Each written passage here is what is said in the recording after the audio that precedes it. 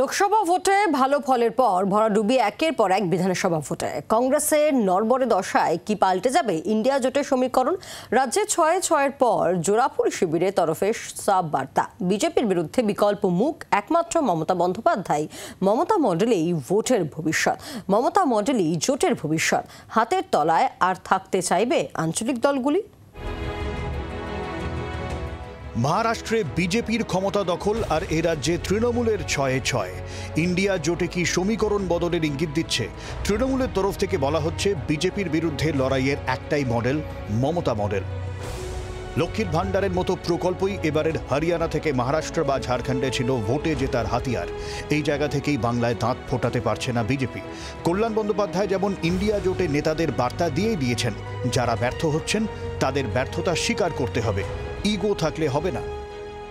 যারা অন্যান্য রাজনৈতিক দল, বিরোধী দল যখন পিছিয়ে পড়ছে, তখন তাদের ইগো ছেড়ে দিয়ে, তাদের সমস্ত কিছু ছেড়ে দিয়ে, তাদের দলের অস্তিত্ব রেখে ইন্ডিয়া জোট হিসেবে, সমস্ত বিরোধী দলের জোট হিসেবে, জোটের নেত্রী হিসেবে মমতা বন্দ্যোপাধ্যায়কে সামনে নিয়ে আসা উচিত এবং সামনে নিয়ে এসে ভারতবর্ষের বুকে সেই লড়াইটা লড়া উচিত।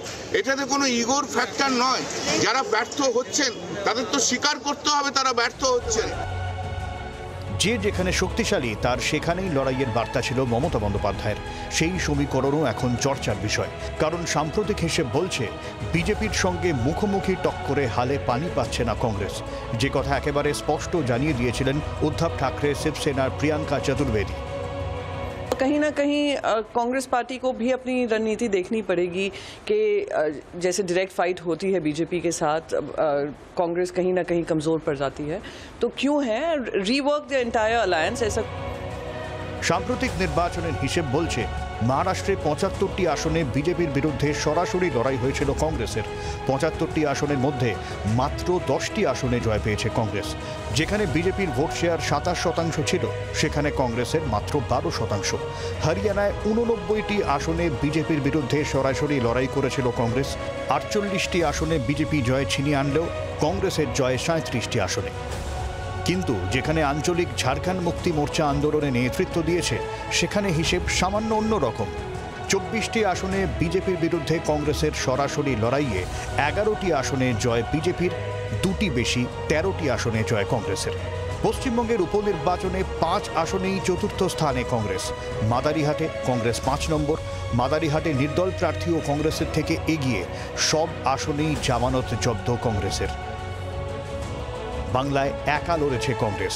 সিতাই কেন্দ্রে ভোট বাড়ানো নিয়ে কিছুটা আশাবাদী ছিল কংগ্রেস শিবির, তবে সেখানে সিপিএম সমর্থকদের কিছু ভোট রয়েছে বলে খবর।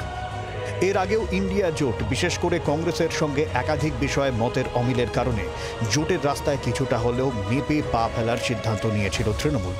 জোটের ভবিষ্যৎ নিয়ে তৃণমূল নেত্রীও একাধিকবার প্রশ্ন তুলেছেন। তবুও হাত শিবিরের ওপর আস্থা রেখেই একজোট বিরোধীরা। সেই কারণেই কি হাল? এবার বদলাবে সমীকরণ? প্রশ্ন থাকছে। ব্যুরো রিপোর্ট, জি২৪ ঘন্টা। বাংলার আওয়াজ, বাঙালির আবেগ, জি২৪ ঘন্টা।